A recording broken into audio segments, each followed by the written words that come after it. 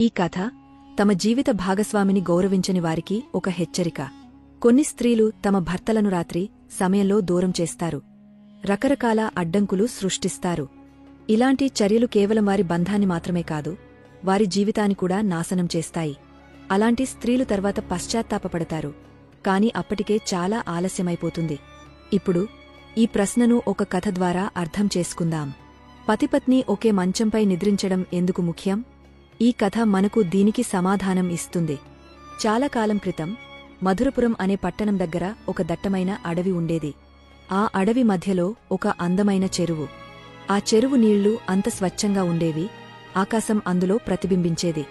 చెరువు చుట్టూ చిన్న చిన్న చెట్లు, పక్షుల కిలకిల నాదాలు. ఆ చెరువు ఒడ్డున ఒక చిన్న మట్టి గుడిసెలో రాఘవ అనే రైతు, అతని భార్య సుమతి, 2 పిల్లలతో నివసించాడు. సుమతి తన అందంతో పట్టణంలో ప్రసిద్ధి చెందింది.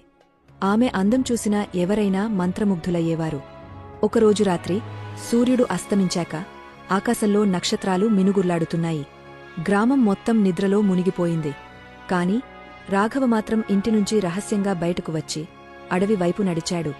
అతని ముఖంపై ఒక వింత ఆనందం, గుండెల్లో ఏదో ఊహల తాకిడి. అడవిలోని దట్టమైన చెట్ల మధ్యనుంచి నడుస్తూ చెరువు దగ్గర ఒక చిన్న గుడిసె వద్దకు చేరుకున్నాడు. అక్కడ ఒక స్త్రీ, నీలిమ, అతనికోసం ఎదురుచూస్తూ నిలబడి ఉంది. నీలిమను చూడగానే రాఘవ ముఖంలో చిరునవ్వు. నీలిమ కొంచెం కోపంగా, స్వామీ, ఈరోజు ఎందుకు ఇంత ఆలస్యం? గంటసేపు నీకోసం ఎదురుచూశాను. నీవు రావు అనుకుని వెళ్లబోతుంటే నీ అడుగుల సవ్వడి వినిపించింది అని అంది. రాఘవ నవ్వుతూ, ప్రియే, ఈరోజు సుమతికి నిద్రపట్టలేదు. ఆమెను నిద్రపుచ్చడంలో ఆలస్యమైంది. ఆమె గాగ్య నిద్రలోకి జారుకున్నాక నీవద్దకు వచ్చాను అన్నాడు. నీలిమ, సరే స్వామీ, ఇక లోపలికి రా. తెల్లవారకముందే మనం ఇళ్లకు చేరుకోవాలి అని అంది. వారిద్దరూ గుడిసెలోకి వెళ్లారు. ఆ రాత్రి వారు తమ కల్పిత ఆనందంలో మునిగిపోయారు.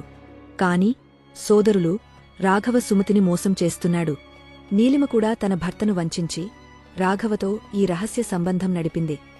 పతిపత్ని మధ్య భావోద్వేగ, శారీరక దూరం వస్తే ఆ బంధం క్రమంగా చెదిరిపోతుంది. ఇది వారి జీవితాన్ని మాత్రమే కాదు, వారి పిల్లలను, సమాజాన్ని కూడా ప్రభావితం చేస్తుంది. రాఘవ, నీలిమ ఇద్దరూ తమ జీవిత భాగస్వాములను మోసం చేస్తూ ఈ అనైతిక సంబంధంలో మునిగిపోయారు. ఈ కథ ఇంద్రలోకంలో కూడా చర్చనీయాంశమైంది. ఒకరోజు గరుడ మహారాజు తన భారీ రెక్కలతో ఆకాశంలో ఎగురుతూ నారాయణ నారాయణ అని జపిస్తూ ఇంద్రలోకంలోకి ప్రవేశించాడు. దేవరాజు ఇంద్రుడిని ప్రణమిల్లి, దేవరాజా, భూలోకంలో ఒక వింత దృశ్యం చూశాను. నా మనసులో సందేహాలు మొలకెత్తాయి. దయచేసి నా ప్రశ్నలకు సమాధానం చెప్పు అన్నాడు. ఇంద్రుడు, గరుడా, నీవు ఎందుకు ఇంత వ్యాకులంగా ఉన్నావు? ఏం జరిగింది? నిస్సంకోచంగా చెప్పు అన్నాడు. గరుడ, దేవరాజా, భూలోకంలో ఒక స్త్రీ తన భర్త, పిల్లలను మోసం చేసి రాత్రి అడవిలోని ఒక గుడిసె వద్దకు వెళ్ళింది. అక్కడ ఒక పురుషుడిని కలిసింది. ఆ పురుషుడు కూడా తన భార్య, పిల్లలను వంచించి ఆ స్త్రీతో అనైతిక సంబంధం పెట్టుకున్నాడు. ఈ దృశ్యం చూసి నా మనసు కలత చెందింది. ఇలాంటి చర్యలకు ఫలితమేమిటి? ఇది కలియుగ ప్రభావమా, లేక మానవ మనసు యొక్క వక్రత్వమా? ఇంద్రుడు శాంతంగా, గరుడా, ఇది కలియుగం. ఈ యుగంలో మనుషులు తమ ఇచ్ఛలకు, వాంఛలకు లొంగపోతారు. ఇది వారి పతనానికి కారణం. నీ ప్రశ్నలకు ఒక కథ ద్వారా సమాధానం చెప్తాను. శ్రద్ధగా విను అన్నాడు. సుజనగశం అనే పట్టణంలో సుభాష్ అనే సంపన్న వ్యాపారి ఉండేవాడు. అతను రైతుల నుంచి తక్కువ ధరకు ధాన్యం కొని ఎక్కువ ధరకు వ్యాపారులకు అమ్మేవాడు. అతని సంపద రోజురోజుకూ పెరిగింది. సుభాష్కు అమననే ఒకే ఒక కొడుకు. అతని భార్య శృతి అమన్ను చాలా గారాబంగా పెంచారు. కాని అతిగా స్వేచ్ఛ ఇవ్వడం వల్ల అమన్ దుర్మార్గంలో పడ్డాడు. జూదం, మద్యం, వేశ్యాగృహాలకు అలవాటు పడ్డాడు. అతను తండ్రి సంపాదనను వృథా చేయడం మొదలుపెట్టాడు. సుభాష్, శృతి అతన్ని సరిదిద్దడానికి చాలా ప్రయత్నించారు. కాని అమన్ వారి మాటలను పట్టించుకోలేదు. సుభాష్ ఆలోచించాడు, అమన్కు వివాహం చేస్తే అతను సరిదిద్దబడతాడు. అతను నిర్మల అనే అందమైన, గుణవంతమైన అమ్మాయితో అమన్ వివాహం జరిపించాడు. నిర్మల అందం, గుణాలు అమన్ను ఆకర్షించాయి. అతను వేశ్యాగృహాలకు వెళ్లడం మానేశాడు. కొంతకాలం అంతా బాగానే సాగింది. కాని సుభాష్, శృతి వృద్ధాప్యంలో మరణించారు. అమన్పై మార్గదర్శనం చేసేవారు లేకపోయారు. అతని జూదపు అలవాటు మళ్లీ మొదలైంది. కొన్ని సంవత్సరాల్లో అతను తండ్రి సంపాదనంతా జూదంలో కోల్పోయాడు. ఇంట్లో ఒక్క కాసులేదు. ఒకరోజు నిర్మల, స్వామీ, ఇంట్లో తినడానికి ఏమీ లేదు, ఏదైనా పని చూసుకోండి అని అంది. కాని అమన్కు ఎలాంటి నైపుణ్యం లేదు. అతను తన జీవితాన్ని జూదం, దుర్వ్యసనాల్లో వృధా చేశాడు. అతని 2 పిల్లలు వివాహ వయస్సులో ఉన్నారు. కాని వారి వివాహాలకు డబ్బులేదు. అమన్ నిరాశలో మునిగిపోయాడు. ఒకరోజు అతను నిర్మల వద్దకు వచ్చి తన ఇచ్ఛల గురించి మాట్లాడాడు.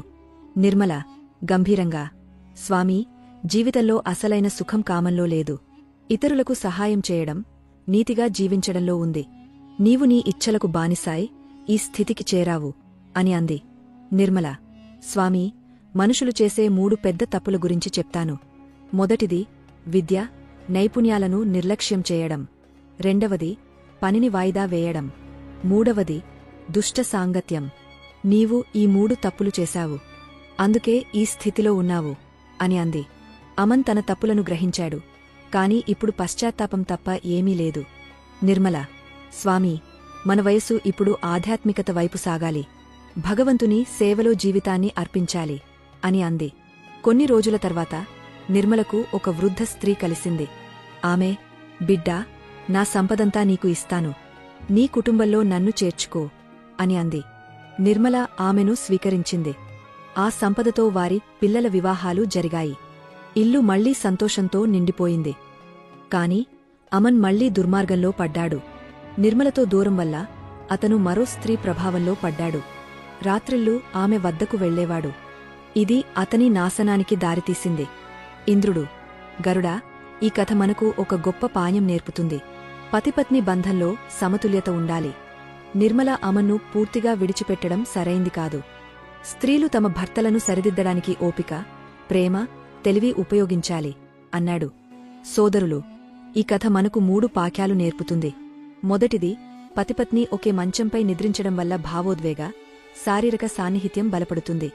రెండవది, ఓపిక, తెలివితో భర్తను సరిదిద్దాలి. మూడవది, కుటుంబ బాధ్యతలను ఎప్పుడూ ముందు ఉంచాలి. ఈ కథ మన హృదయాలను తాకి మన జీవితంలో సరైన నిర్ణయాలు తీసుకోవడానికి ప్రేరేపిస్తుంది. మీ ఆలోచనలను కామెంట్లో రాయండి. ఈ కథ మీకు నచ్చితే దయచేసి మా ఛానల్ను సబ్స్క్రైబ్ చేయండి. ఈ జానవంతమైన కథలను మీ స్నేహితులతో, కుటుంబంతో పంచుకోండి. కామెంట్లో జై శ్రీకృష్ణ అని రాసి మీ భక్తిని చాటండి.